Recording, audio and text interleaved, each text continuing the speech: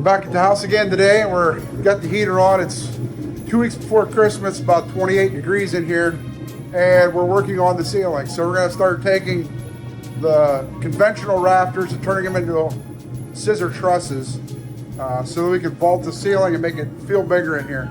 I'll show you what I'm talking about.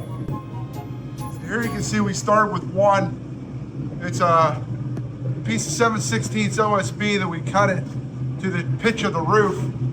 Now we're gonna figure out our angles of the scissor truss, starting over here and coming up on both sides, and then we'll cut that bottom at the same angle as the bottom of the scissor truss so that it vaults the ceiling.